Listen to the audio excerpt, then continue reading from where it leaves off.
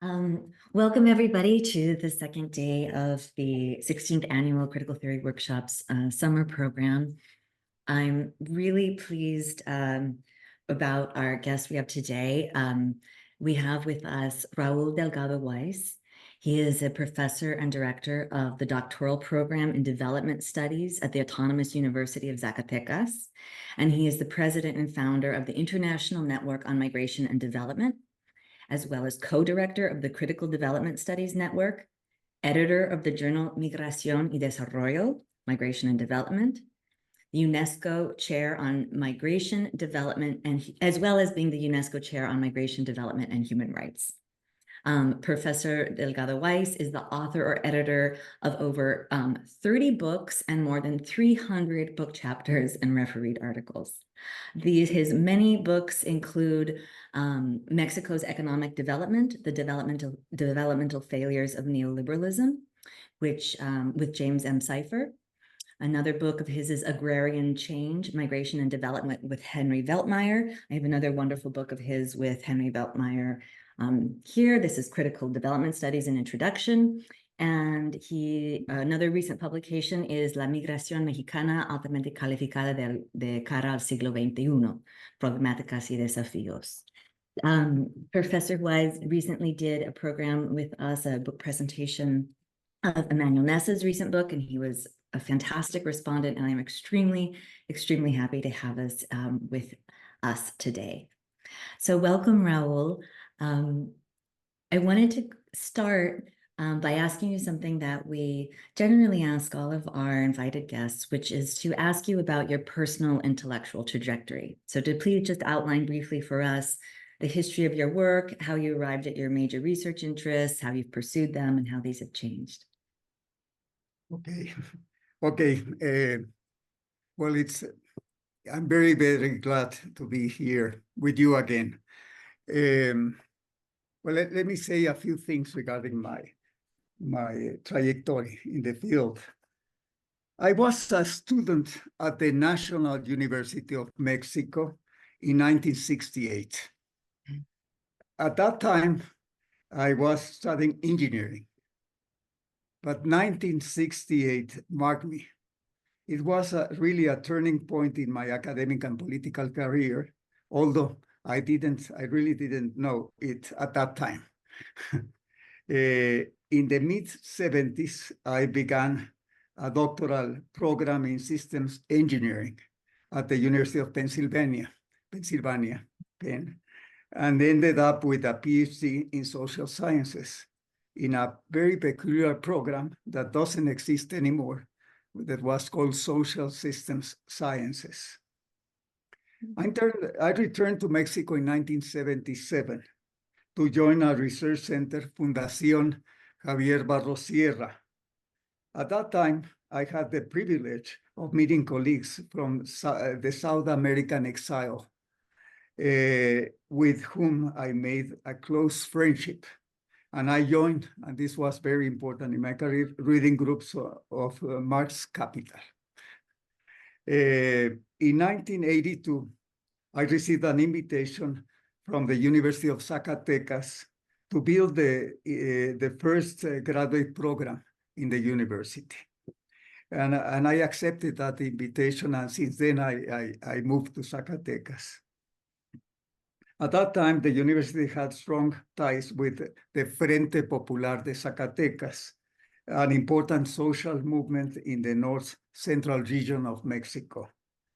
The Zacatecan context has been crucial to my academic and political trajectory, both because of the university's links with social movements and because of the specificities of Zacatecas. Zacatecas is a mining region that was a key strategic location during the colonial period. During the period of independence, its socio-economic configuration evolved into what I characterize as a labor reserve zone for capital accumulation in other regions of the country and abroad. It was and continues to be the Mexican region with the highest migratory intensity in the country, with a long migratory tradition that began in the mid-19th century, when Mexico lost more than half of its territory to the US. I recognize that Zacatecas has been a privileged vantage point that introduced me to the field of international migration without being really an expert in the field. My initial approach to migration was based on a deep knowledge of Zacatecas, grounded in Marxist theory and Latin American critical thought on development. This analysis benefited from a research stay in 1994 with Pablo González Casanova at the Center of Interdisciplinary Research in the Sciences and Humanities at the National University of Mexico, which was at that time the epicenter of critical thinking in many places in Latin America, I would say. This allowed me to develop a fresh and original perspective on migration, which opened the possibility to have, which opened me doors and recognition in the field. The creation of the PhD program in critical development studies in 1982, of which I was the founding director, the International Network of Migration and Development, of which I was also the founder and I'm still the president, and UNESCO Chair on Migration, Development, and Human Rights, have also been important spaces of dialogue and reflection in my academic and political development. With the support of this institutional basis, I have been able to meet and engage with some of the most important scholars in the field of international migration. I would say critical scholars in the field of international migration, and they are all very good friends, like Stephen Castles, Alejandro Portes, Thomas Fives, Nina Glick-Schiller, and I can go on in the list.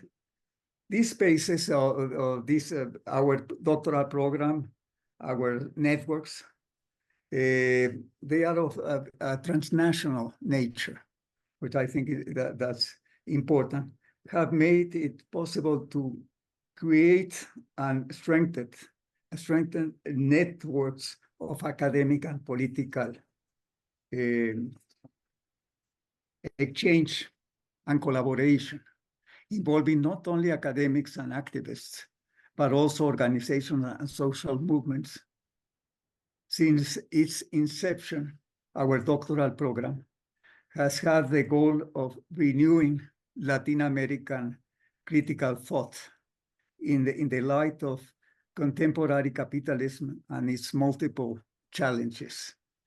Gradually, together with our journal, Migration and Development, we have been shaping, and this is the last point I want to mention regarding this first question, shaping a counter-hegemonic research agenda in the field that we also characterize as a Southern perspective.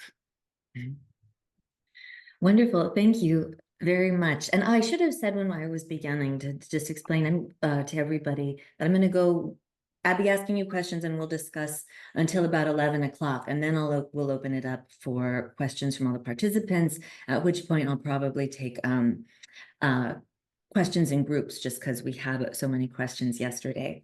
But moving back to what we were discussing. So I wanted to, it's kind of going back to your formation and the different intellectual traditions that have been important for your work. It seems like an important precedent for your work and for Marxist critical development studies more broadly is Marxist dependency theory. So I'd just like you to talk about how you understand the significance of dependency theory and its relevance today. And also, please, speak about any other strains of Latin American critical thought that are particularly relevant to your work. Okay. Well, I'm glad that you made all these questions previously. So, because I really want to keep on the basic issues, no, and take care of the time.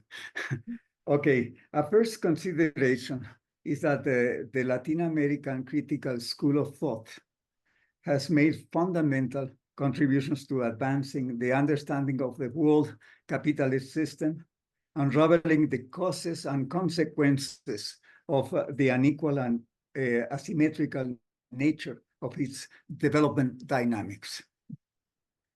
One of the pioneers in the field is the Peruvian Marxist political scientist and activist, José Carlos Mariátegui, who in 1928 published a highly influential text that went beyond Marxist orthodoxy.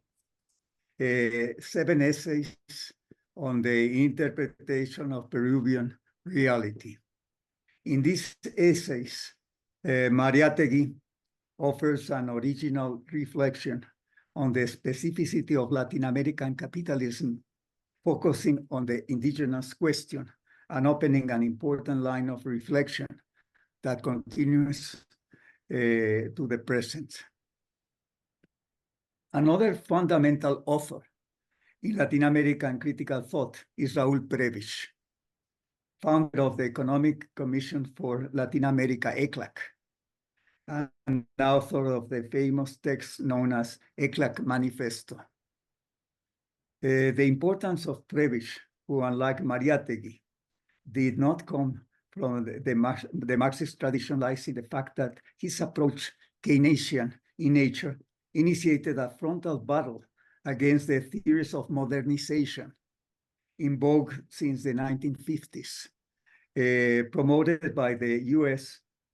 This hegemonic vision, which emerged in the context of the Cold War, is essentially based on an evolutionary perspective of development. In contrast to this hegemonic perspective, Prebisch postulates that development and underdevelopment are not isolated and independent categories, but are part of the same fabric in which development is structurally intertwined with underdevelopment. This means that there are long-standing relations of unequal exchange between one pole of the system and the other, which have developed since the colonial times, initially through relations of plunder, and with the advance of capitalism through the exchange of raw materials for industrial products. In this way, as Prebisch argues, a significant part of the surplus generated in the periphery is transferred to the center in a kind of upward spiral. After the failure of the import substitution industrialization strategy promoted by ECLAC, a revolution, and under Latin American critical thought was renewed with the emergence of another important, which is actually what you asked me, current of critical thought, Marxist dependency theory. This school of thought was born in the University of Brasilia in the 1960s under the leadership of Teotonio dos Santos, Rui Mauro Marini, Vania Bambirra, and André Gunder Frank. The foundational texts of dependency theory were written during the years of exile in Chile at the Center of Socioeconomic Studies, CESO, at the University of Chile, la Universidad de Chile. Between 1967 and 1973, a critical theory based on a non-orthodox Marxism flourished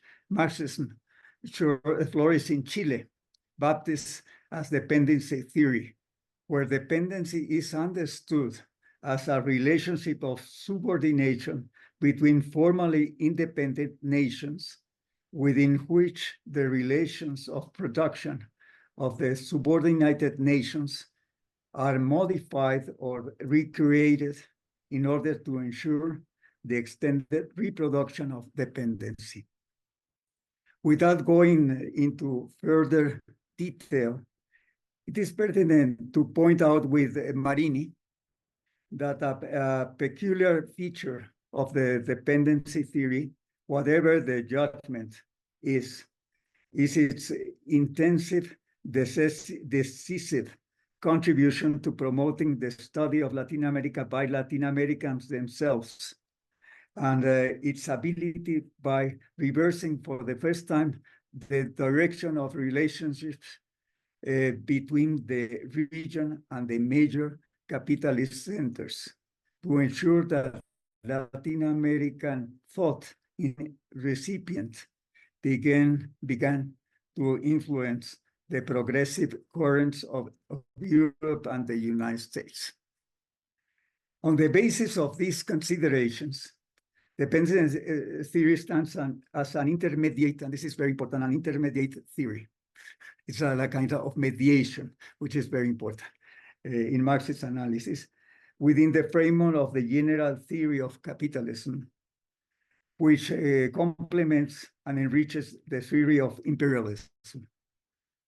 It explains the peculiar dynamics of capital accumulation that characterizes the peripheral economies, characterized, among other things, by the diminished capacity for accumulation, accompanied by a structural incapacity for endogenous expansion. One of the most important and influential texts of dependency theory is that elaborated by Rui Mauro Marini in his book Dialectic of Dependency, Dialéctica de la Dependencia, published in 1973. In this text, Marini coined the category of labor superexploitation, which refers to the payment of labor power below its value. This category, certainly controversial, acquires a permanent status, according to Marini, in the functioning of peripheral accumulation. This form of surplus value production explains in Marini's intermediate theory why the productive apparatus and the sphere of circulation in the periphery tend to be disconnected. An important point in response to your question, Jennifer, is that with the advance of capitalism, many of its contradictions are transferred or partially displaced to the periphery, turning the periphery into a strategic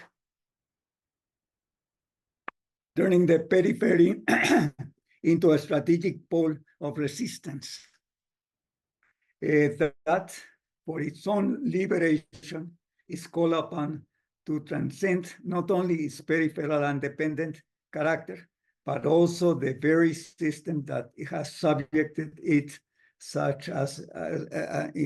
to such a situation, capitalism. With the advent of neoliberalism, several defamatory campaigns have been launched to impose a single thought, un pensamiento único, that postulates that the end of history and to bury Marxism, to silence its radical and demystifying critique of capitalism, to project it into the distorted mirror of the extinct Soviet Union, and to displace it or reduce it to its minimum expression in the university academic curriculum. This is something that I think you wanted to know. However, in the field of Latin American critical thought, reflection on the question of development has once again flourished in tandem with the emergence of new counter-hegemonic social movements and progressive governments in the region. Our graduate unit has been actively involved in this task since its inception. And this is like something that I wanted to say very briefly, not regarding your second question.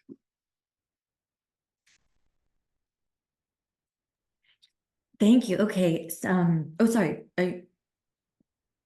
I wanted to ask you, and kind of building, I think, on what the concepts you were already discussing from dependency theory. If you could just briefly explain for us the phenomenon of unequal exchange and how it relates to dependency and underdevelopment. And then if you could talk about how the relations of unequal exchange have been reconfigured in the recent decades, since the 1970s, and addressing some of the issues also that you touched on in the chapter that we read for today. Okay. Well, this is a very, very important question. Unequal exchange is a central category of Latin American critical thought and Marxist dependency theory. From the very nature, and this is like this very important starting point, from the very nature of the capital-labor relationship, Marx posits an unequal exchange relationship between the worker, who is dispossessed of the means of production and subsistence, and the capitalist who owns the means of production. Surplus value, as the main driving force of the system, of the whole system, embodies its fundamental and the fundamental or this fundamental and embryonic form of unequal exchange. It's an unequal exchange. Moving from the sphere of production in Marx analysis in Capital Volume 1 to the sphere of circulation Volume 2, and above all to the sphere of distribution Volume 3. Unequal exchange dynamics are generated in the inherent functioning of the system. Within a branch of production, there is an equal exchange between producers of greater and lesser productive capacity, and in a more complex way between different branches of production, from those with a less organic composition of capital to those with greater development of the productive forces, and therefore a greater organic composition of capital. This phenomenon is related to the formation of production prices, to the generation of an average rate of profits, and to something fundamental, the generation of extraordinary profits, which is actually the driving force of monopoly capital. In fact, all exchange under capitalism, as for instance, André Ricci puts it, is ultimately an unequal exchange. This reasoning is brought to the sphere of international trade and exchange relations between peripheral and dependent countries, and developed peripheral or dependent countries and developed or core countries through the Marxist theory of dependency. In the analysis of the international division of labor between countries exporting raw materials, the peripheral ones, and countries exporting manufactured products, the core, wage differentials in the work of Emmanuel, for instance, and technological progress, which has been a fundamental pillar of monopoly capital in Samir Amin's work, for instance, and my own work, are particularly relevant in explaining the structural nature of unequal exchange relations. Unequal exchange involves both wage differentials and uneven development of the forces of production, without one or the other being independent variables, but rather directly interrelated categories in the realm of the social relations of production that distinguish the core from the periphery of the world capitalist system. In my opinion, the debates on unequal exchange in the realm of dependency theory have underestimated the central importance of the general law of capital accumulation postulated by Marx in understanding the phenomenon. This law, which synthesizes the fundamental contradictions of capitalist development, is related to the growing importance acquired on the one hand by monopoly capital, and on the other hand by the industrial reserve army. The uneven distribution of both along the core periphery axis. What I mean is of monopoly, the concentration and centralization of capital on the one hand, and the reserve army of labor on the other. No? And this uneven distribution of both, no? Along the core periphery axis is a crucial fundament. It's fundamental for understanding the dynamics of unequal exchange in relation to the capital accumulation process on a global scale. The International Division of Labor has been and continues to be a focal point in the analysis of unequal exchange. Contrary to what most of the analysts of unequal exchange postulate, this division is not static nor unidimensional. From my own research, I have argued that as a result of neoliberal restructuring, a new international division of labor is emerging between knowledge-intensive activities reserved for the major imperialist powers and labor-intensive activities displaced to the periphery. This encompasses something that is difficult to grasp in the analysis of international trade, which is alien and unthinkable in the conventional theories of international trade. The export of the main commodity for capital accumulation, the export of labor power, which is a commodity, becomes a commodity in capitalism. This peculiar export modality, this is what I've been developing in my own work. This peculiar export modality is generated in two contrasting and interrelated forms. One, direct through labor migration, which itself, and I won't have enough time to argue regarding this, itself a form of unequal exchange, migration. When we did the presentation of Manny's book, I talk a little about this. And the other, which is very, very interesting, is the indirect exportation of labor power through the assembly plants or maquiladoras installed in peripheral countries as a hidden agenda of a neoliberal restructuring. It is important to stress, to emphasize that the process of industrialization in the periphery through the installation of assembly plants is a fetish, the idea of industrialization. Since the assembly plants installed in the periphery are actually export platforms disconnected from the internal productive apparatus, which operate with imported inputs and tax exemption regimes. The substance, the substance of the manufactured goods exported by them is the labor power incorporated into the productive process.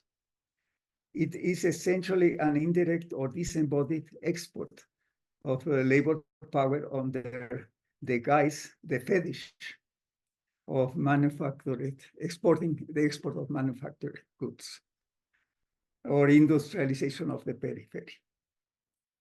With the advent of the fourth industrial revolution, as you put it in your question, Jennifer, the export of labor power takes on a new and interesting connotation for the 21st century. with the emergence of a new and advanced stage of labor export, the export of skilled and highly skilled labor from the periphery. This is one of the most important and interesting phenomena of contemporary capitalism. This phenomenon is closely associated to the restructuring of innovation systems, with Silicon Valley at the forefront. Silicon Valley operates as a powerful patenting machine at the surface of the large multinational corporations based in the US. This has given way to a new form of dependence that operates in the opposite direction to the traditional one. The dependence of the North on the scientific and technological, and the growing dependence of the North on the scientific and technological. And this, I think, in turn, gives way to a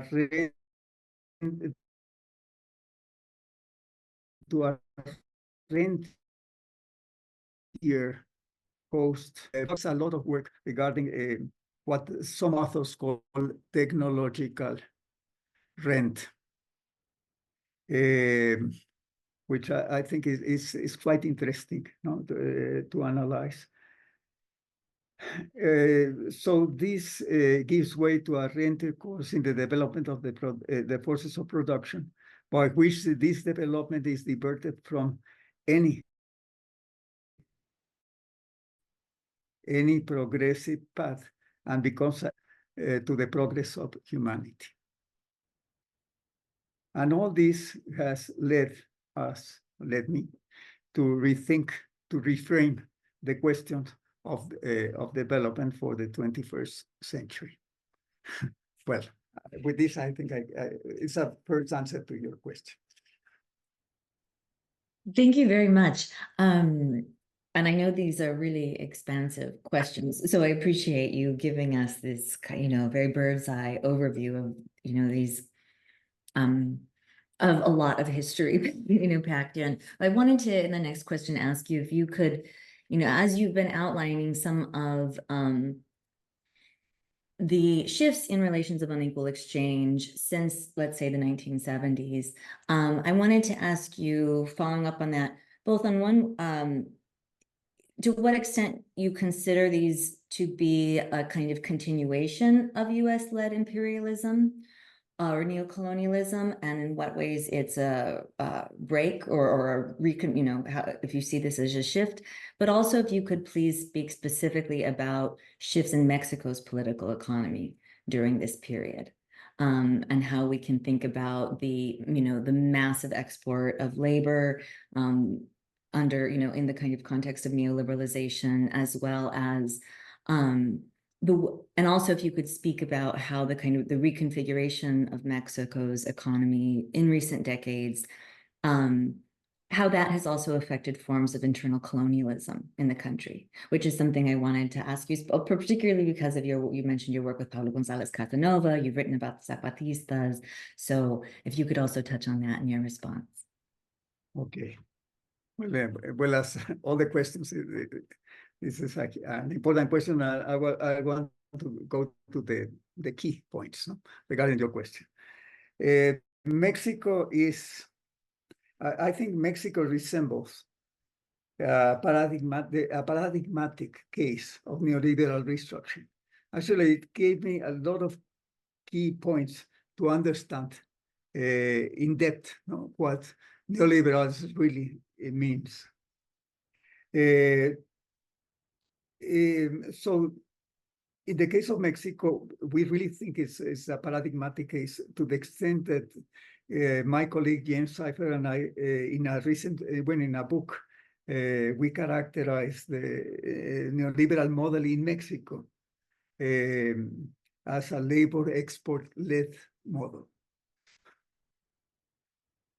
In the Mexican case, the essential characteristics of the export of labor power, including direct and indirect unskilled and skilled, are on full display in the case of Mexico. So it's a kind of good laboratory, you know, to analyze these issues.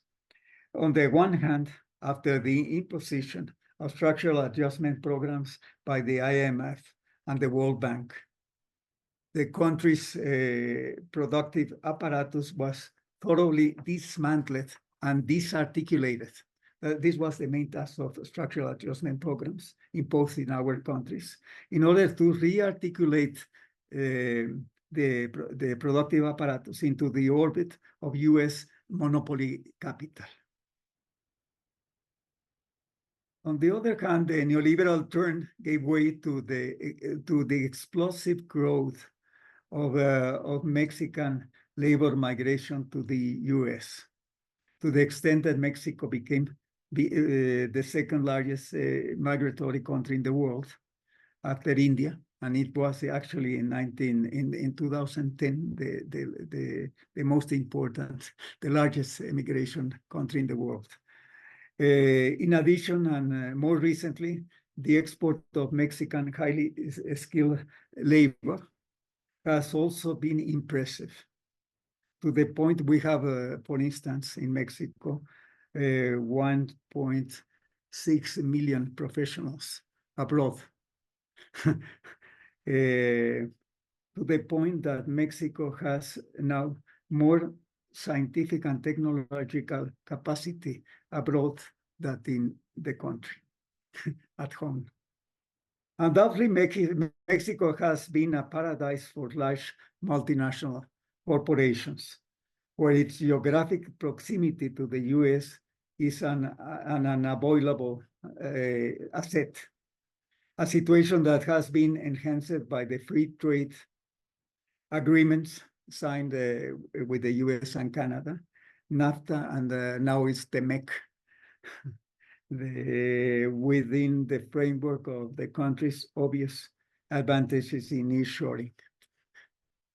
In relation to the concept of internal colonialism, what you are interested in, coined by Pablo González Casanova, which refers to the complex structure of political, economic, and cultural inequalities between groups and regions within the nation state, alluding to forms of ethnic and racial exclusion and discrimination. It is clear that neoliberalism has accentuated these forms of exclusion and discrimination, especially against indigenous people. However, it is interesting to note that indigenous people are at the forefront of new social movements, such as the Zapatista movement. Through these movements, creative modalities of resistance are being developed, modalities that point towards what Bolívar Echeverría, which is also a very, very important author regarding critical Latin American thought, conceived as an alternative modernity. He insists that he makes a strong critique of capitalist modernity, which argues that it's not the only possibility of modernity, of a civilizational project. There are other alternatives, well, I cannot go on too much regarding this point, so I want to keep on time. Which means that this alternative modernity, a civilizing project oriented towards the satisfaction of social needs in harmony with nature, rather than profit for profit's sake or blindly profit, the main orientation of modernity. So, well, these are like the main points regarding your question, Jennifer. And I usually don't rather work the notion of imperialism rather than neocolonialism. But I totally understand your point. Well, and this might be, you already started to speak about this a bit in terms of Mexico's export of labor to the US. And I just wanted to ask if there's, to follow up on that, about how we should think about the large population of Mexicans who constitute a really crucial part of the working class in the US, and how their laboring in the US affects development both in the US and in Mexico. Okay. Yeah, this is also a very, very interesting point. The population of Mexican origin in the US is about 40 million population. It includes a relatively young population that is helping to offset the loss of the native population's demographic dividend. More importantly, the Mexican origin population has contributed significantly to meeting the increase in labor demand in virtually all sectors of the US economy, from low skilled to highly skilled activities, including this is quite important, innovation activities, because you have the image of Mexicans in the US, a quite different image. Over the last 15 years, the Mexican origin population has contributed to 33% of the increase in the US labor demand. 33% Mexicans, a Mexican origin population. Mexican origin population has also contributed to lowering labor costs and to expand the accumulation capacity. Almost, I think, it contributed to the growth of the GDP, US GDP, in nearly 30% in the last 15 years. This is not really recognized. We have done a lot of statistical analysis of these issues that we have discussed in several international fora, even with the World Bank. But although all of this has not been recognized, and on the contrary, has been hidden from the native population by a xenophobic discourse that criminalizes the migrant population to the point of turning the migrants into a public enemy. And the truth is that the US is increasingly dependent on Mexican labor. This is an issue that has not been recognized nor valued. This situation implies a significant transfer of surplus from Mexico to the US, which is not compensated by the significant flow of remittances to Mexico, which represent the second largest source of foreign exchange for Mexico. Last year were $73 billion in 2023. However, it also shows a strong dependence of the United States on Mexico, which opens new fields of reflection in relations to the question of development and dependency. Unfortunately, I won't have enough time to address this critical issue, but perhaps in the second part of this workshop, I can go deeper in this point. Well, thank you very much. Now you've, I think, already spoken a bit about and the ways in which Mexico's adoption of neoliberal policies has constituted a certain kind of extension or triumph of US-led imperialism. And I think many people also consider this to constitute a dismantling of gains won by the popular classes in the Mexican Revolution. And I wonder if you agree with this assessment of thinking of this process in this way. And also if you could speak about, in light of the history of struggles over Mexico's neoliberalization and kind of US imperialism in Mexico, how do you understand Morena and the kind of contest over political power? We just, Claudia Sheinbaum of Morena was just elected, becoming the first woman president in Mexico. And I know Morena has enormous popular support. So if you could also please, situate the current kind of contest over political power within this longer history. Okay. Well, as I think I said a little in my previous intervention, I wouldn't use really the notion of neocolonialism. I prefer imperialism and perhaps neo-imperialism. It is true that the neoliberal onslaught has implied the establishment of new modalities, and this is close to colonial, new modalities of enclave economies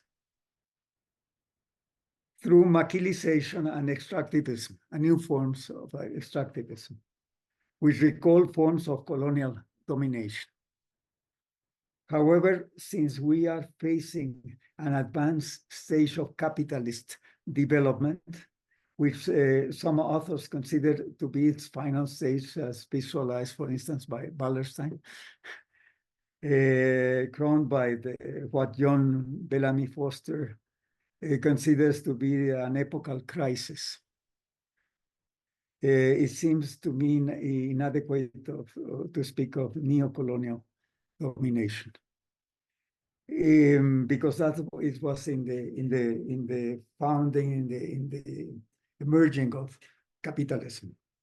And it is true that the adoption of neoliberalism has meant the unleashing of processes of privatization and accumulation by dispossession in the Mexican economy and society that threatened and reversed the gains, regarding your question, the gains of the Mexican Revolution for popular sectors. How even the Ejido, which was a symbol of the Mexican Revolution, has been dismantled in many ways in Mexico. However, it is also fair to point out that this process began before the neoliberal turn in the country, promoted by the PRI political regime. Andrés Manuel López Obrador, now going to your question,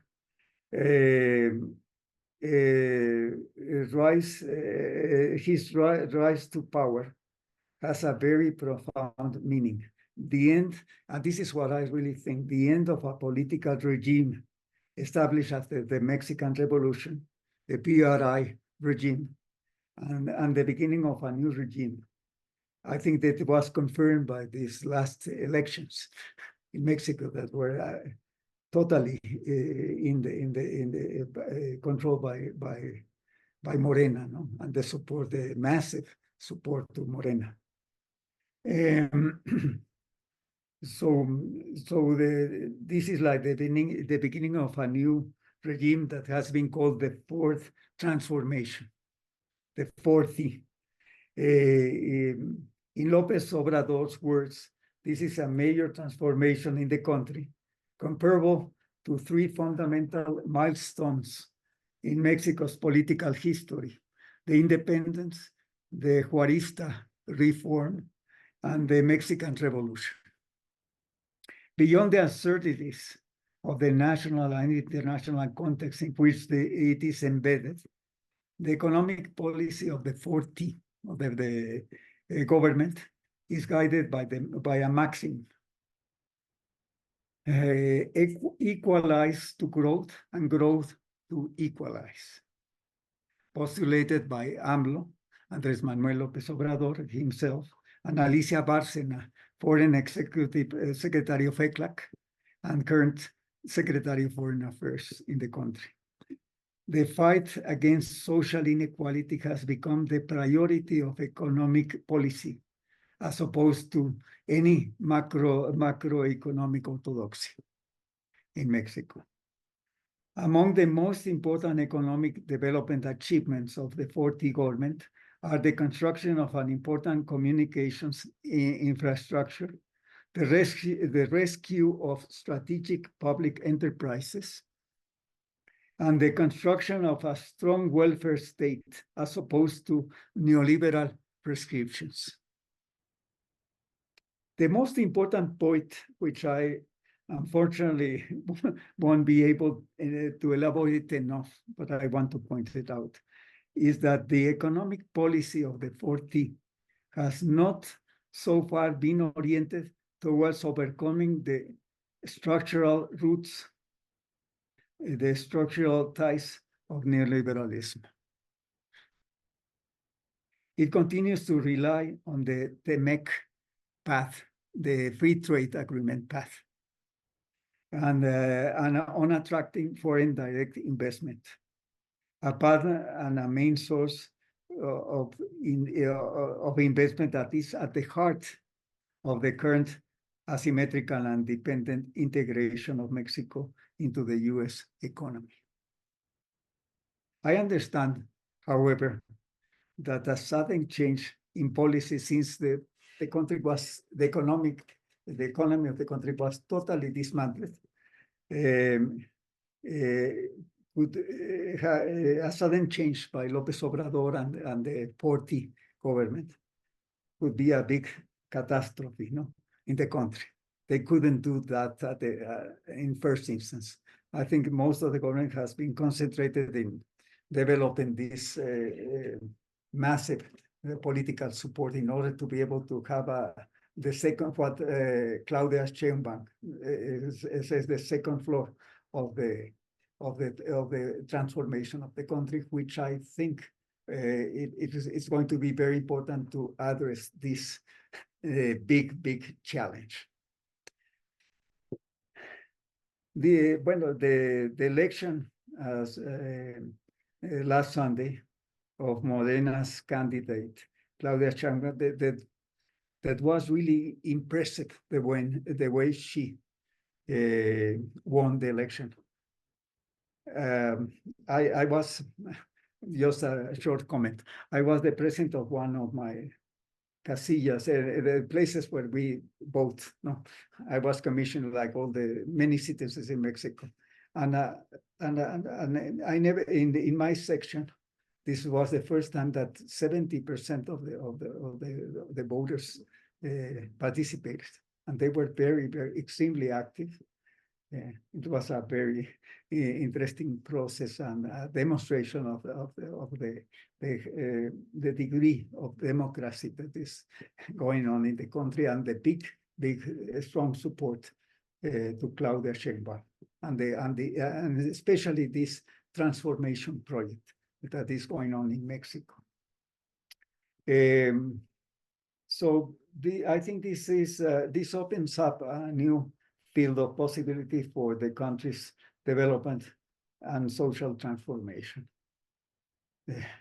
But I understand that the challenges are enormous, but no hopeless. Okay. Wonderful. Thank you. I have one final question before we open it up to questions from our audience. So in preparation for today, we read your essay that was published in the Routledge Handbook of Immigration and Refugee Studies. It suggests that there's a potential for the reversal of traditional relations of dependency, given that, as you've discussed today, technological and scientific innovations in countries in the global north are increasingly dependent on highly skilled labor from the global south. But at the same time, your article also refers to the creation by monopoly capital in the global north of new mechanisms for controlling and appropriating the products of the general intellect, including via intellectual property regimes and the importation of labor. So could you please address these, what seem to be countervailing tendencies, and talk about what you see as potentials for overcoming traditional relations of dependency, as well as the most important obstacles standing in the way of this? Okay. I think this is both a fundamental and an extremely complex and challenging question.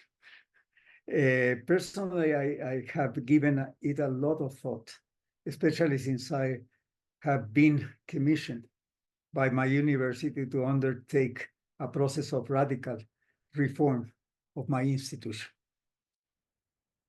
A first consideration is that whatever the root the process of development and social transformation promoted by the 4T, core and follows, if it sticks to the maxim of equalizing to grow and growing to equalize, it must necessarily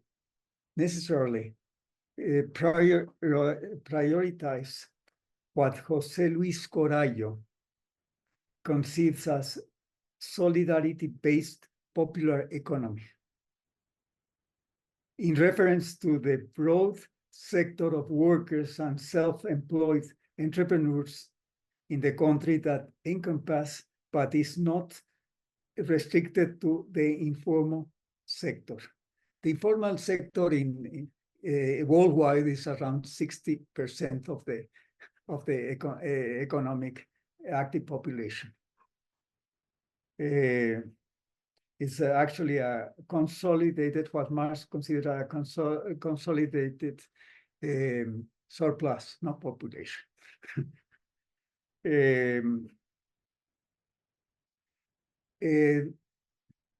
So the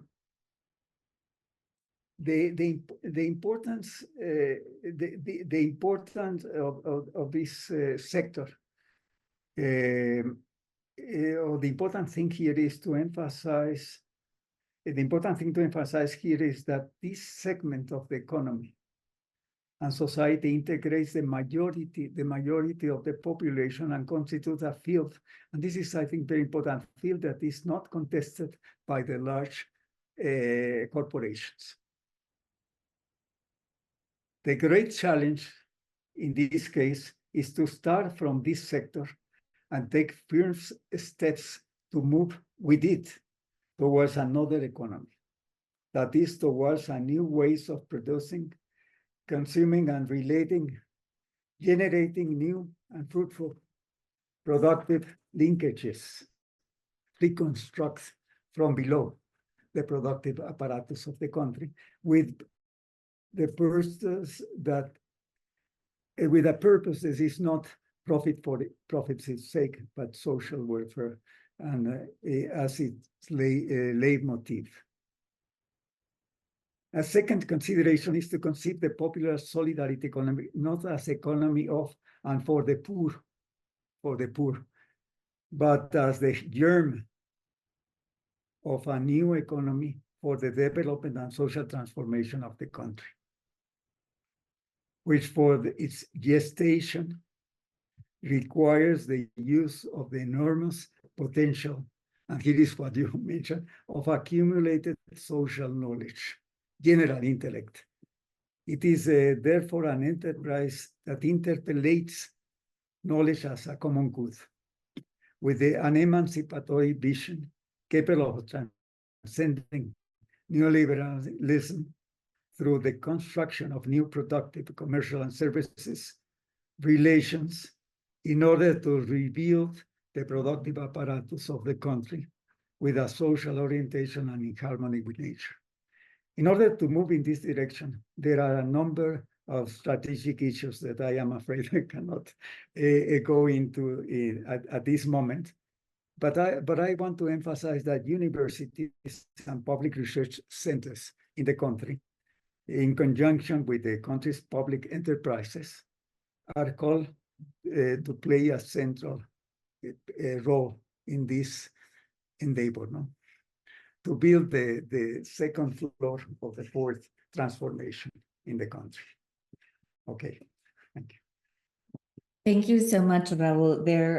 There are a lot of questions I would like to ask you, but I'm going to go ahead and open it up for everybody. Also, thank you so much for staying so perfectly on time, even though I gave you such enormous questions to address.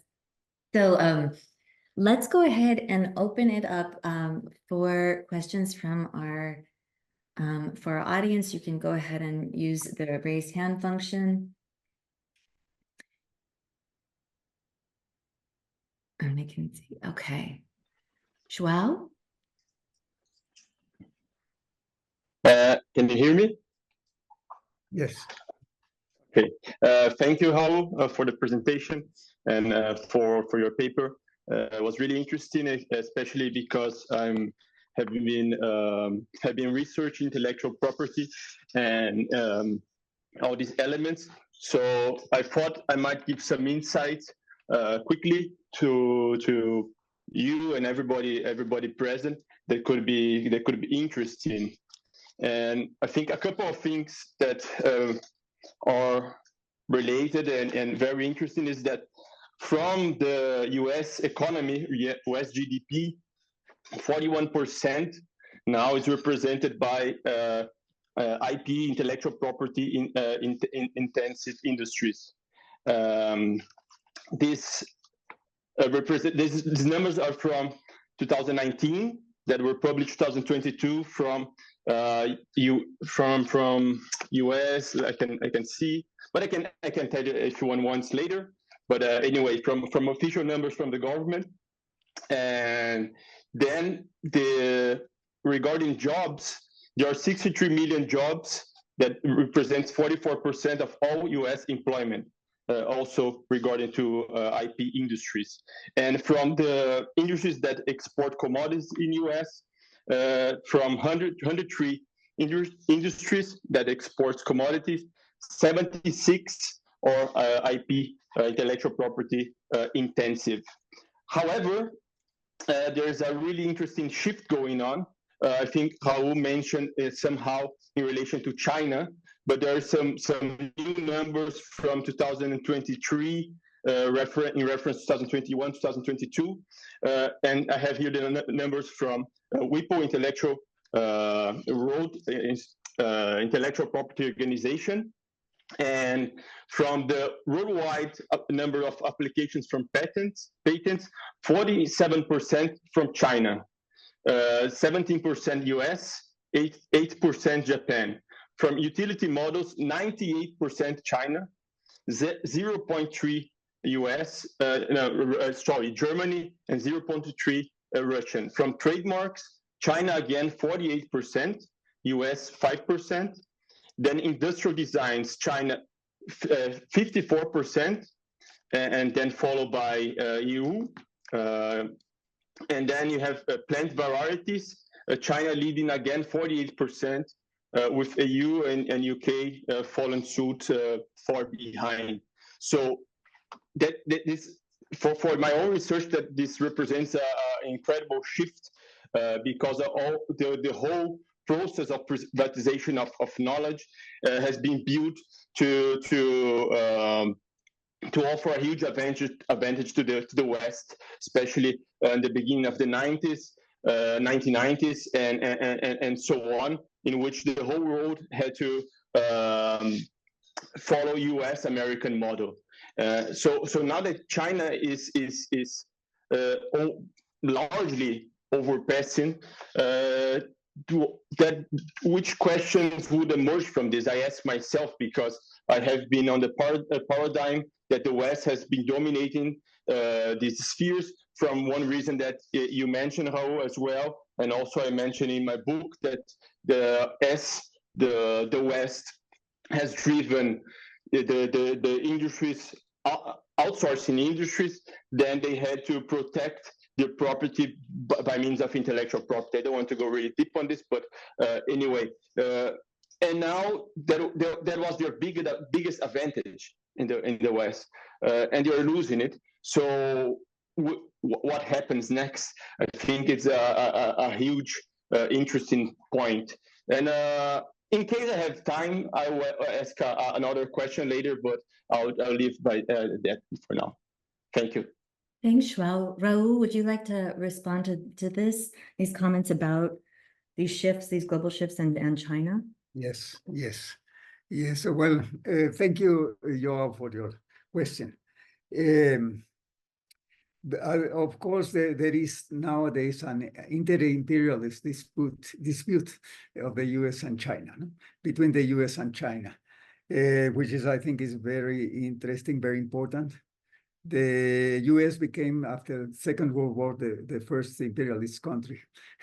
And these imperialist countries have some time period. It seems like there is a kind of decline of the U.S. imperialism today, but it's not clear, because it interlinked with the huge contradictions, the huge humanitarian crisis faced by capitalism at this moment. But let me go a little deeper in your point, because I've been studying also this question about regarding intellectual property, patents in the world. The U.S. depends. There is a big structural change in the U.S. regarding innovation. I believe like in the 1970s, like 20% of the patents in the U.S. were of foreigners, only 20%. Nowadays, 53% of the patents are of foreigners. So nowadays, innovation in the U.S. depends on foreigners. And what is very interesting, an important segment of these foreigners are from the South or from emerging countries, including China. And but basically India and Mexico also stands in an important place here. But I've been going through the analysis of all these statistics like you mentioned, and the U.S. still controls patents in a lot of strategic areas. But this control is not a strong control because it depends on foreign scientific and technological capacity. It is based basically on a restructuring of the patent cooperation treaty, and all this in the area of international and the alliance within this patent organization. The way that patents, I don't remember exactly the name, but how this the patents are recognized internationally, and there is a close agreement between this patent and the trade agreements of the U.S. TRIPS, no? Yeah, sí. Exactly. Trade-related aspects of Yes. intellectual property agreement. Yes, exactly. So I think we have to. I have some colleagues that have been going in depth in the analysis of this, but what I want to say that these are not strong ties, and the control is even though they control the innovations, they don't control the capacity of this to generate this innovation. So this is and this is why we talk about a rentier course in the development of productive forces, because they are buying something that the large corporations, like for instance in Silicon Valley, what they do is they basically buy or make arrangements with the startups, the independent innovators, to get to buy the patents in a kind of rentier agreement with them. So they get the control of something that they didn't participate in the creation process of the process, and they take advantage of this control. So I agree with many of the points, and I don't know what is going to happen. No?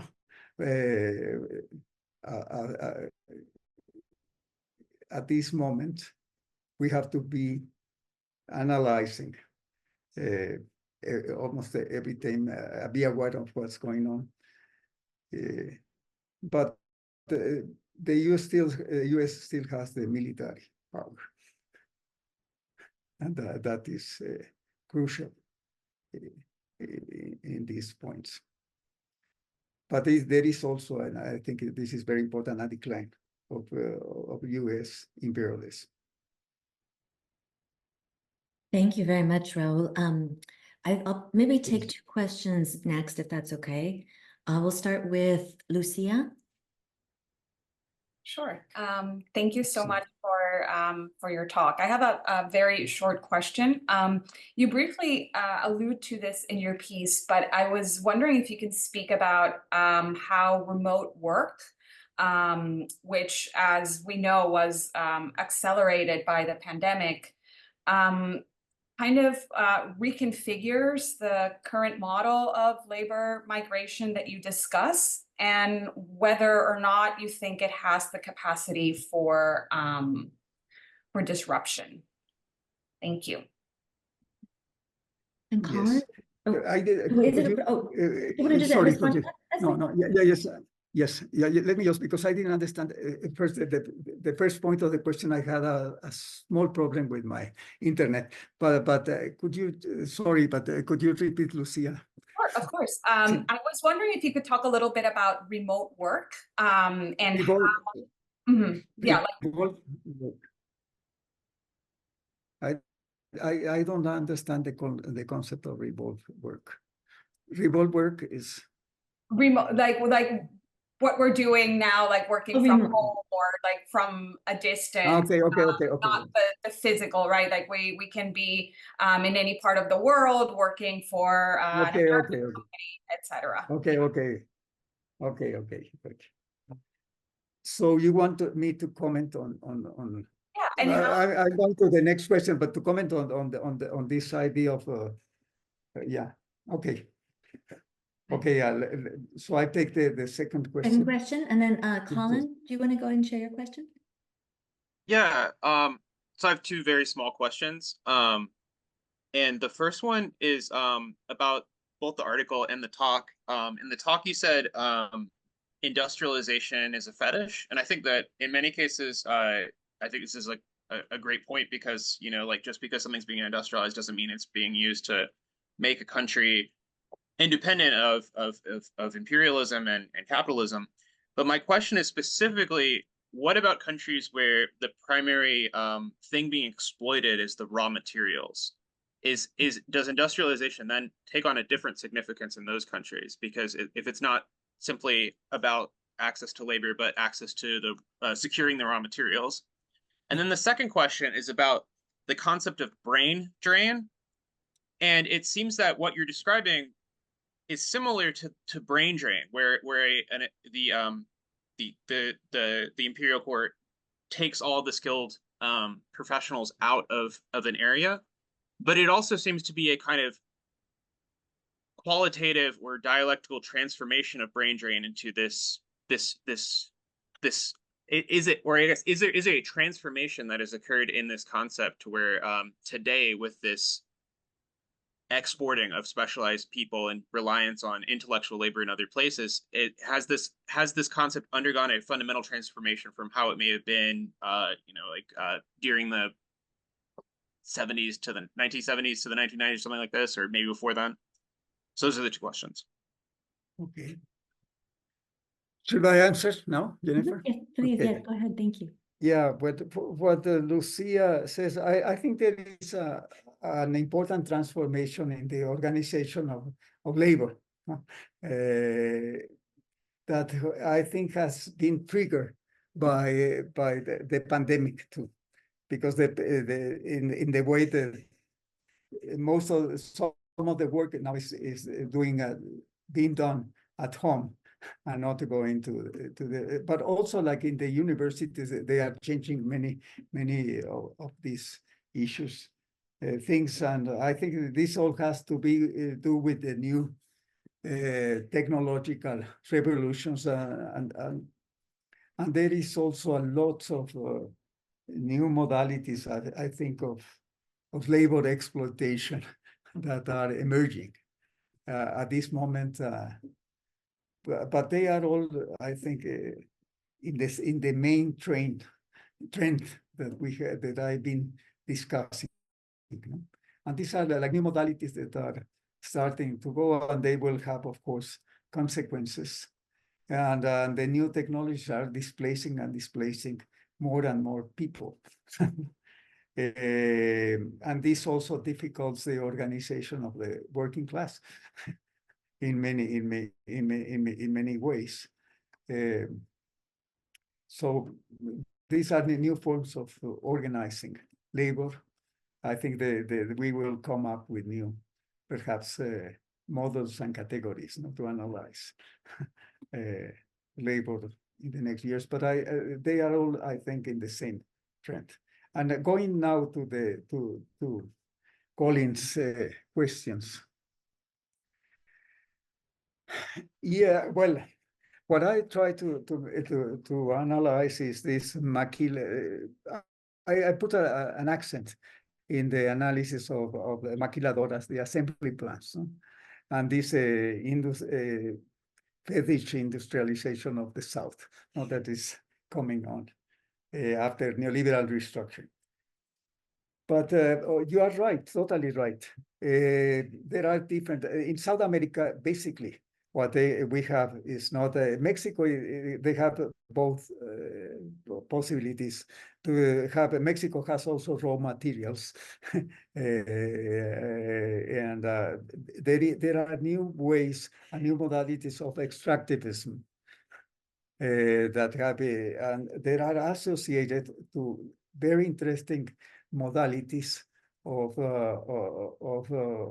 they have detonated a new process of accumulation by dispossession in basically like in South American countries, and they are basically with large corporations that work in the agribusiness sector and also in the mining sector in Latin America. And what they are actually doing is to find new ways of transferring rents towards the large corporations, ground rents, no?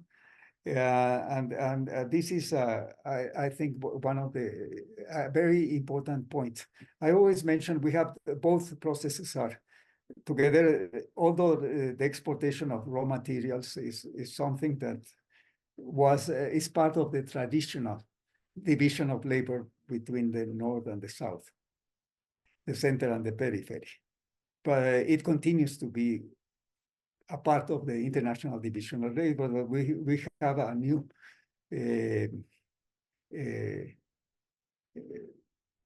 a new aspect of the international division of labor, which is this division between activities intensive in knowledge and activities intensive in labor between the North and the South, which I also evolve into a process of exploitation of labor power, as I've been discussing.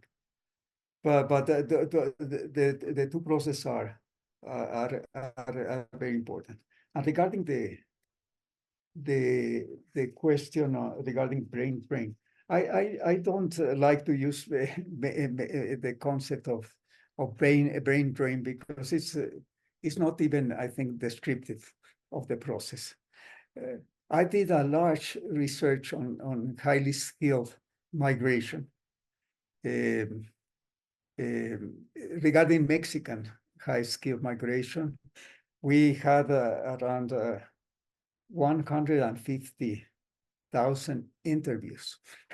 No interviews. It was a questionnaire that we did with members or ex-members of the CONACYT that had a scholarship from the National Council of Science and Technology in Mexico. And we got around 30,000 responses, which were quite interesting and representative of and we did a huge study of Mexican high-skilled migration. And it was a big surprise that put me into the analysis of where I had to understand the context, and that is why I went to study Silicon Valley and how innovation processes were restructured. And we had to develop also a lot of theoretical concepts in order to analyze in depth, following a Marxist perspective, the innovation process And this is what I try to do regarding Silicon Valley. But something that is quite interesting, and I want to point out this, is that when we realize that we have in Mexico more scientific and technological capacity abroad, and Mexican migrants are all over the world, like Indians, high-skilled Indians from India are all over the world, because the high-skilled migration has a greater mobility. No? Actually, we've got responses of Mexicans from 66 countries all over the world. Not only the US, but there are a big amount of Mexican high-skilled migrants in Europe, in the several European countries, in Asia, and even in Africa, and many other countries in the world. But basically in the US and Europe. And what I think is interesting is that they most of them went to study to the US or to other universities in Europe. But since they joined the labor market, they have a deeper knowledge of how innovation systems operate. So they have learned much more than they could have learned if they return immediately to Mexico after they finish their studies in the US. So this gives a potential, but they are also willing to participate in Mexico's development process, because that was one of the questions we made to them. So I think this gives us an opportunity to incorporate them. Not, and here is very important because when you use the concept of brain drain, and they even talk about brain circulation, and those are not, they are not even descriptive notions, not to understand the problematic. I think we can take advantage of all that in order to build something different. And what we have been trying to do is to incorporate them into national research projects on strategic issues of Mexico. Not the immediate return of them, because that's not possible. And we don't have still the structural conditions in Mexico to take advantage of the capacity, their capacities. And this is why the failure of many return programs in Mexico and and many other countries in Latin America. One of the reasons. No? And what we're trying to build these strong links with this massive scientific and technological diaspora that Mexico has abroad, and try to put them together in national strategic projects. Okay. Well, Thank you. Well, let's take 2 questions now. Jelika, and then after that, Sakshi. Thank you very much for the lecture and all the answers. You already in part answered what I wanted to ask, but then it opened other questions for me, coming from Balkans, Eastern Europe, Serbia, however you want to call that, former Yugoslavia. First, I wanted to ask, you mentioned people from Mexico participating in 30%, I think, of increase of GDP of the US. I was wondering how did you calculate that through these questionnaires? What's the methodology behind this? Because I'm very keen to know and transfer to our context. You mentioned that because this is also something that I was thinking about, and we also have these very weird return programs that are, I'm not still sure, they're just, beginning, but I'm not sure if they are functioning and how well. But how there is some systemic approach to that, as much as I understood, or not? And how do you nativize that knowledge that they bring from elsewhere? Because as in Mexico, our economy has also been de-articulated. We are almost completely deindustrialized, and now we are doing the reindustrialization through, of course, massive privatizations. That's also stipulated by the EU, and we are kind of still joining it. Of course, it's this very dependent type of industrialization. So we are basically an asset of German industry, mostly.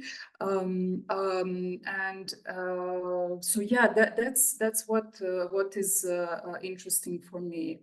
How do you take people from these places where they worked on, for example, some highly sophisticated technologies, and then what do you do in Mexico, for example? Thank you. Yeah. Sakshi? Hi, I have a very little question. In the reading itself, there was this conversation about direct labor exploitation as well as disembodied form of exploitation. So for me, I was thinking whether or not you can expand on that. Plus, are there any other modalities of disembodied form of exploitation other than the essential profit exploitation in itself? So I was hoping you could expand on that a little. Thank you. Okay. Okay. Regarding Yelica, your question. Well, one of the things that you asked me at first was how to calculate the contribution of migrants to the, and not only migrants, but we were also trying to estimate the contribution of Mexican origin population in the US, no? Second and third generation of Mexicans, first, second, and third generation of Mexicans, and also migrants in the US, which as I mentioned, were around 40 million. We have a big team. I have the fortune to have a big team of experts in national statistics and that know quite well the US statistics and have a deep knowledge of US statistics. So they have been developing. We have discussed many different methods about how to estimate these calculations that we have done. Because one of the things that is very crucial is to have deep empirical data, no? That is really reliable in order to be able to discuss and have discussions. I have the fortune to have the opportunity to discuss in many international fora regarding these issues, and I have always to support my empirical indicators and the empirical basis. So we discuss different ways of how to estimate. I can perhaps share a document of how we did, because it will take me a lot of time to discuss this particular issue. But one of the main points, and it's different because I've been also working with European colleagues in several times, especially from the left in the European Congress. And the problem is in Europe, they don't have the same statistics like in the US. The US has the advantage of have enormous statistics, and Mexico has also an advantage because of the massive Mexican population that give us the opportunity to have, I think, with that strong confidence, go into the US Census and all the the current population survey and many other statistical sources that they have in the US in order to make all our estimations and make them reliable. The problem is if we don't have that statistics, and I think that besides Mexico and the US, it's very difficult, I think, for many other countries because of the size of the populations to make the type of estimations that we have done in the case of Mexico and the US. But also, what the other question, I think there are lots of parallelisms between our countries that you mentioned, no? In your case with the Eastern European countries and the European Union. But I have to be very clear. We don't have so far done anything because this is what said regarding the Mexican diaspora and how we want with the head of the National Council of Science and Technology in Mexico, but also with the head of the Under Ministry of Higher Education in Mexico. But we haven't done so far anything regarding this. I did some field work and had some focus group sessions in Silicon Valley with Mexicans abroad, also in Chicago, in Brussels, and in other locations. And these are ideas that come up from our discussions, but they haven't been implemented so far in the country. These are just ideas, and I hope we can put them together with the next presidency of Mexico. But we don't have still any experience on this. This is only ideas that come up from our analysis and possibilities of transformation. And Saskia, regarding your question, what you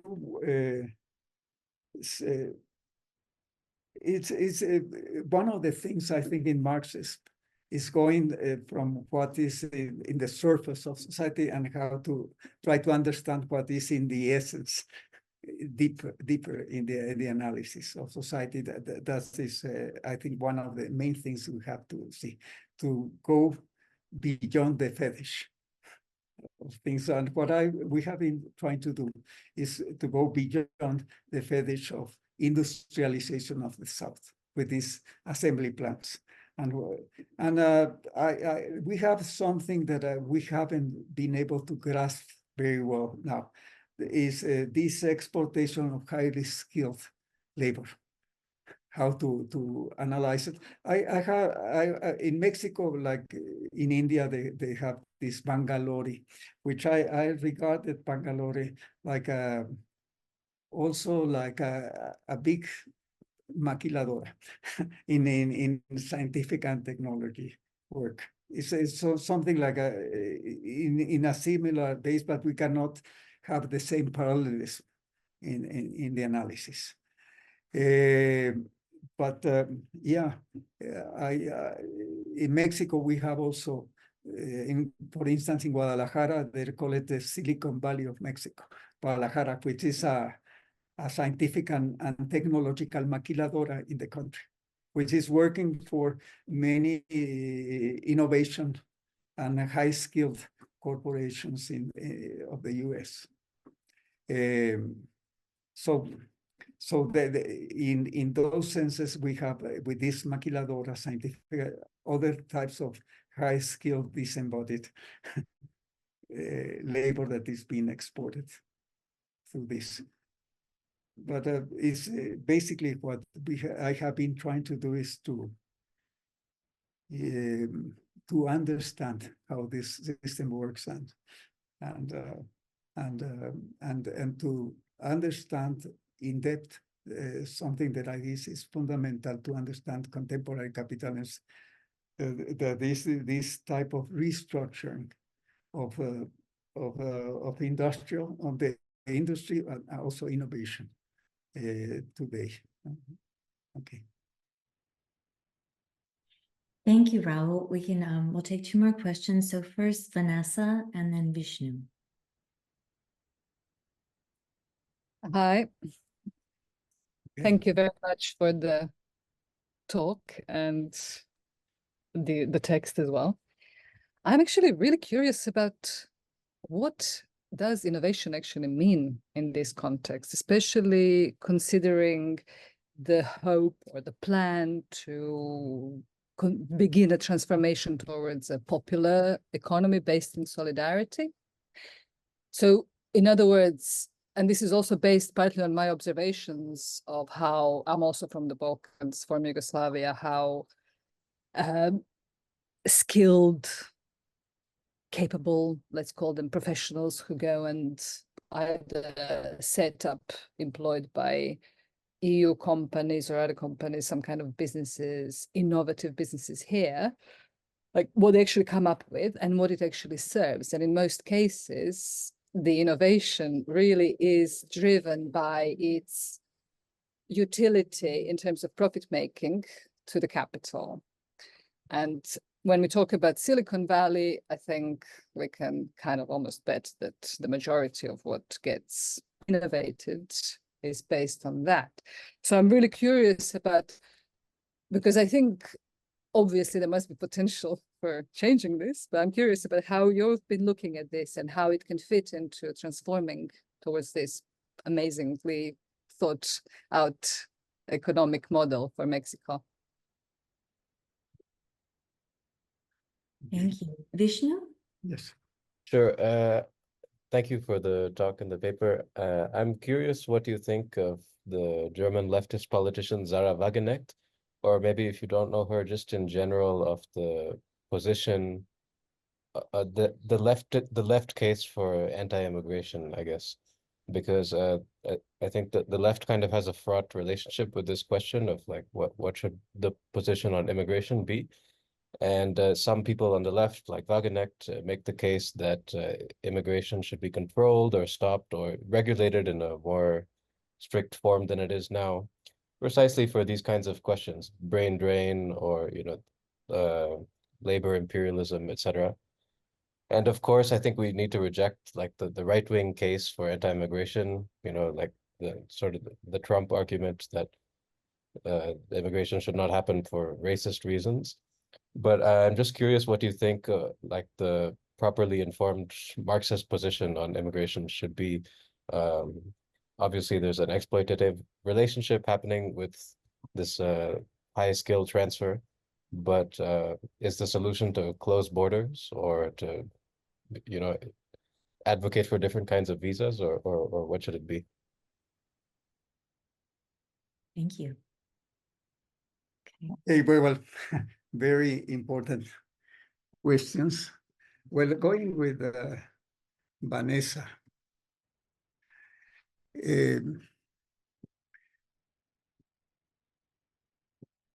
Well, I regarding innovation, there is, I believe, and this is something that I've been studying very recently, innovation. And it was quite difficult for me to understand how Silicon Valley operates. And I was very fortunate to have a quite interesting study by Annalise Saxenian, which is like one of the theorists of Silicon Valley, and try to understand that from a different point of view and from a critical perspective. But she gives a lot of clues about how to understand this new functioning. But it's quite interesting to see how this complex innovation ecosystem functions. But basically, essentially, it is based on individual innovators through startups that are doing the basis of the innovation in these ecosystems. They have also different in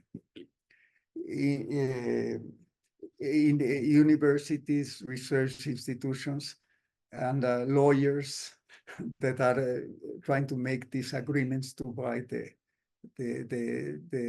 patents. And patents are very important in this way, and the way they have reconstructed the legal systems regarding patents and the international legal systems regarding patents. But as I mentioned before, the most important point here is that they are the products of general intellect, of intellectual work, are being appropriated without with the large corporation not participated in the innovation process of the products of this process through a rentier approach, no? And taking advantage of that in our system. Some of the patents, and we haven't studied, they are put in a they are hiding in a box, so they cannot be used, even if they have a lot of potential for social transformation and to satisfy important needs of the population, because they are using with a different logic and a different corporate strategy. So there are the ideal, as you see, is profit making and to continue profit making with a lots of contradictions. So it's important to understand how this operates and how we can contrast that. I remember I have a friend in Ecuador who was the minister of higher education and also innovation in the case of Ecuador. And they tried with Correa to build something different, and they did a study in depth of this system. This system of appropriation of patents is weaker than what we really think about. So they found many ways of going against this corporate strategy to appropriate of the products of the general intellect. And they were successful. Unfortunately, they didn't have the opportunity to continue the government, but they had a quite interesting project to build also a national innovation system in Ecuador. Well, now going to your Vishnu, I don't know if I pronounced it correctly. Well, I've been in. Well, your question is very important, and this is something that I've been working for many years. And we have been discussing this also in international fora. It's one of the points that I would make, just to, because there are many other questions that want to be made to me. It's I think the only commodity let me go to the basis of international migration. The only commodity that cannot move freely in this globalized capitalist system is labor. All the commodities are exchanged in the system freely, also within the framework of monopoly capital that goes against is actually the contradiction of free market and the ideology of neoliberalism. But they can move freely and accept labor. And this is one of the basic points of what we have this global labor arbitrage, these wage differences among the country. And the capital is now trying to take advantage of this. But if labor could move freely, we wouldn't have all these divisions and differences among countries wouldn't exist. Because then the labor would move from one country to another freely, and wages would be equalized, and perhaps the possibility of uniting labor movements could be better. But these nation barriers are an obstacle, for the free movement, and they are always like obscure. And actually, for instance, what you mentioned, the state policies regarding migration are really the main sources of irregular and illegal migration. Because, for instance, in the U.S., the actual labor demand the U.S. has is not really recognized in the visa, in the visa system, by the visa system.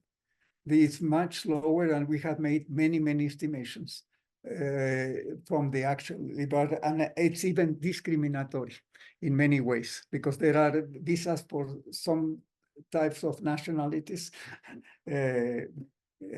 restricted visas, and for other nationalities, they have more possibilities for visas. But the whole thing, I think this is the most important point, is the labor having not free mobility for labor is the key point to understand this process, and also it's a key aspect of this unequal and unequal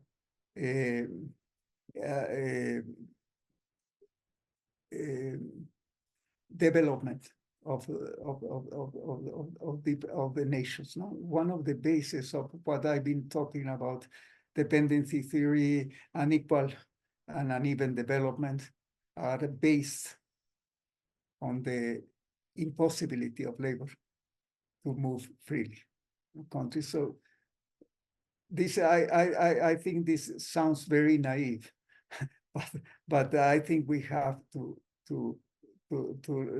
have as one of the important, I think, banners of the left is the free movement of people. Okay. Thank you very much, Raúl. Let's take two more questions. First, Catherine, and then Markella. Thank you for your talk. I have a question which I was interested for a very long time, and I hope maybe we can help. I have many friends who migrated, some in Europe, some in USA, and I have noticed that both my friends who migrated in Europe, when I see photos of the new teams, they are mostly locals, native citizens. And those who migrated in the USA, like all the team are people from Middle East or Asia or Africa. So like very few Americans. And it made me question, how does it happen that like some countries like Europe produce enough of their own highly skilled labor and benefit from importing it also. But in USA, it's somehow like not enough, like USA doesn't produce enough their own highly skilled labor. And when I check prices for college education for medical or engineering, the prices are actually higher than like other like non-STEM education. So like it seems that in Europe, states make efforts to facilitate their own citizens to acquire necessary education. And in USA, like it looks like state or society somehow hinders its own citizens to become the very highly skilled labor. And at the same time, in USA, I was told there exist like even such things like prison slavery, where people work in prisons for free. And like sometimes youth needs to go in the army to get education. So it seems contradictory to common sense why the country which rich country which need highly skilled labor, it prefers to import it instead of producing of their own and even creates its own periphery inside its own society. So I hope you can know this subject. Okay. Maybe we can, I was just thinking, because I think this is going to be our last round of questions. We can have Angelica, if you can keep your questions short, we can also take that. But then we're going to have to wrap up because we want to be respectful of Raúl's time.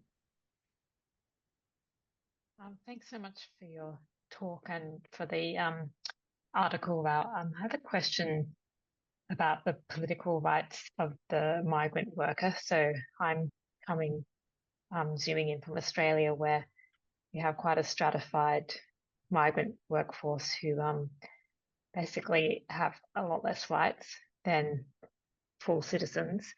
But not only that, in Australia, as you probably know,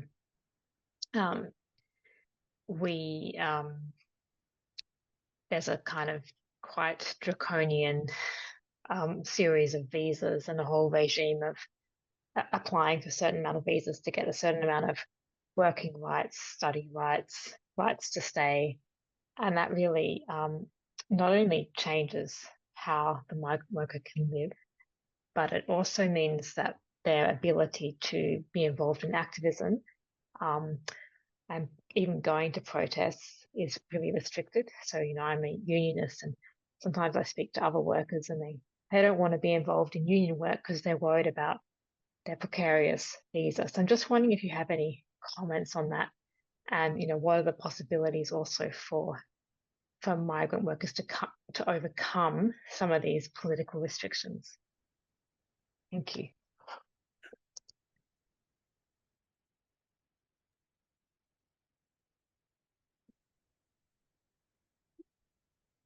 Angelica, go ahead. Oh, sorry, Angelica, if you can keep it brief, we'll go ahead and I will keep it very brief.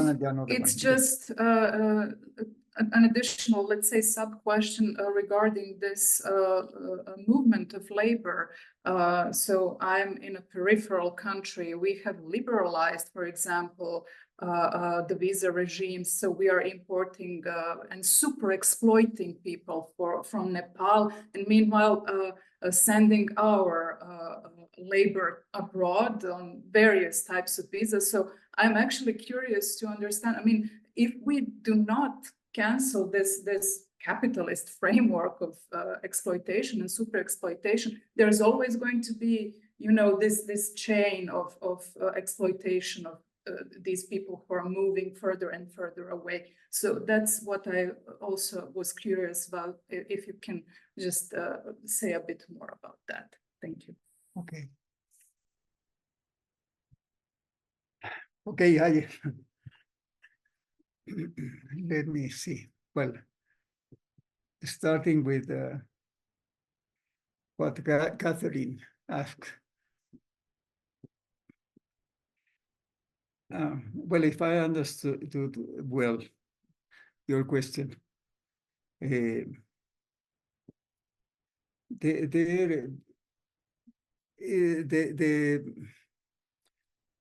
way that the system, the capitalist system works, it generates underdeveloped, not underdeveloped, but unequal and uneven development worldwide, but also within each country. Actually, where I live in Zacatecas, it's a marginalized state within the country, and these are different ways of how this the capitalism is organized within a country and between countries with these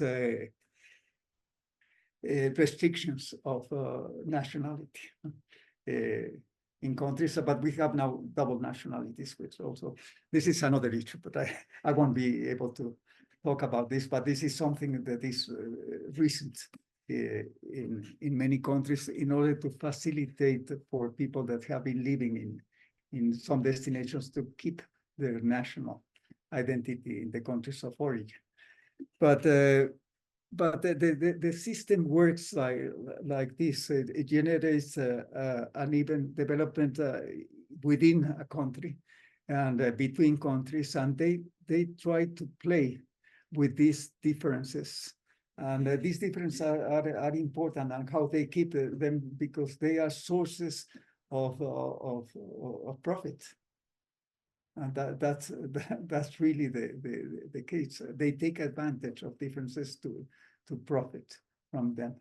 So you can analyze many different situations as the ones you mentioned, and they are reproduced in many parts, and we can analyze many different cases, and there is always a profit interest behind these stratifications and these differences. These different policies that might seem strange or contradictory. But you can find the way they match if you go and trace the money and trace where the profit comes about, what are the advantages of keeping those ideas that at first glance you don't know how to understand. This seems to be something that atypical and something that is strange. But you have to go in, I think, in that direction. And I think this is the same, like for what Markela asked. In the case of Australia, they have many policies. Well, I had the fortune to have a good friend, Stephen Castles, and he was originally from Australia, and he went back recent years. He died recently, but I think Australia has something similar to many other countries, and their policies of visas, and they have, I think, as the main driver, this to have advantages regarding their national strategies of capital accumulation in the country. And there is always a hidden agenda behind these migration policies that we have to try to understand. And we have been trying to understand today. And this is one of the most, I think, the most difficult issues. I participated in the world, in the Global Forum on Migration and Development since its inception. I actually was invited to be the keynote speaker for the inaugural session in Brussels of the Global Forum on Migration and Development of the civil society. And one of and what I want to say is that we did a lot of efforts to discuss seriously possibilities of transforming migration process legislation around the world, and nothing came out. It's something that is a failure and a failure every time. They come and they have been trying to change. They try to link migration to development. This is why it's the Global Forum on Migration and Development, in order to take advantage of migration, basically for the receiving countries. That's what has been the main driver of these forums, and we had the opportunity to have the big discussions in civil society sessions, and also prior to civil society sessions, we had particular organizations of ourselves in order to win the discussions, and I think we won the discussions, but nothing came up from that. And then we also try to do something similar in the World Social Forum and the World Social Forum on Migration.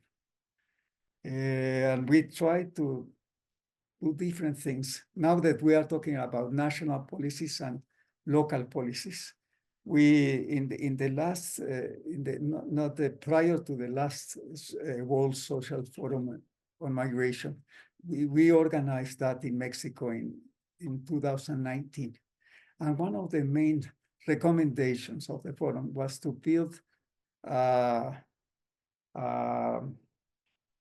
global network of sanctuary cities and spaces as to build a resistance, no, against national policies. Like in the US, you have cities and sanctuary cities, even sanctuary states like California. But they are trying to oppose national policies at the local level. But we thought that to be building together, no, a global network of sanctuary cities could give perhaps more possibilities of transforming, no, this punishing, no, migration system that we have all over the world today. And this is a very, very important topic, because as capitalism advances, migration grows. And this is something that will go on. And I remember in the case of Europe, these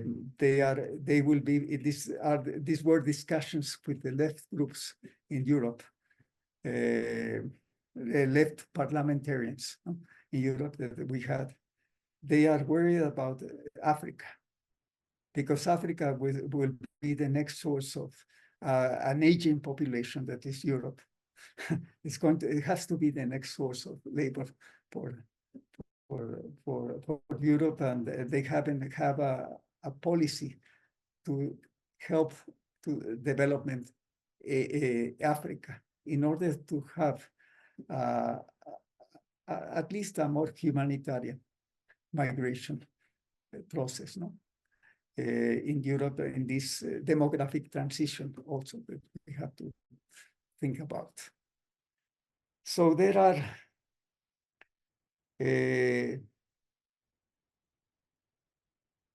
I don't know if I answered to all the questions.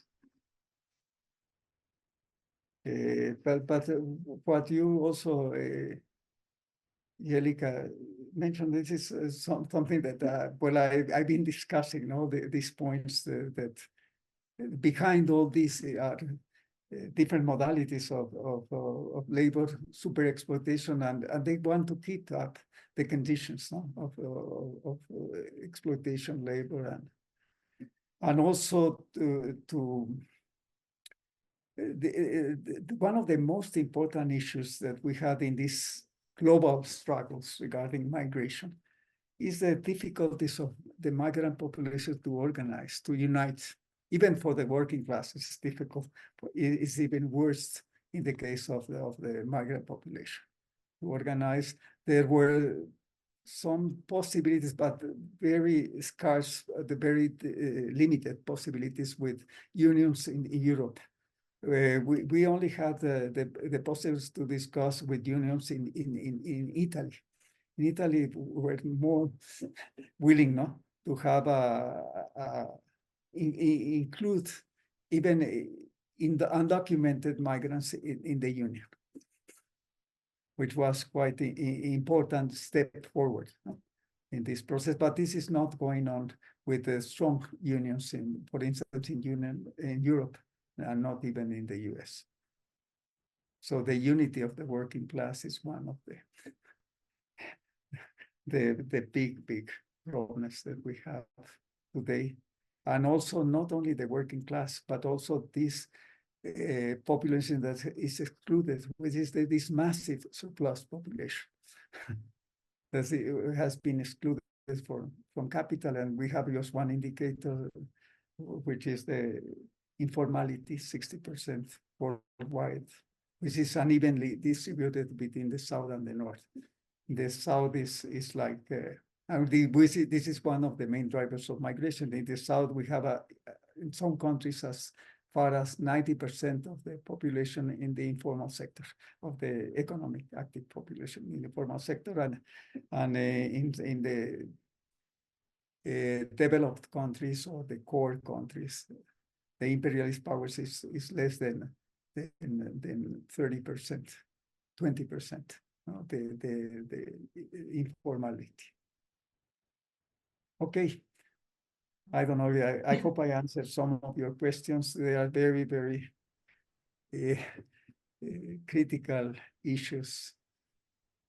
Thank you so much, Raúl, and thank you for the article you shared with us and this, your talk today. And I really appreciate you being with us. I know that there's some questions we couldn't get to, but we've already gone over time, so we're going to just close for today. Thank you all for your excellent questions, and thank you again, Raúl. Okay, well, thank you very much.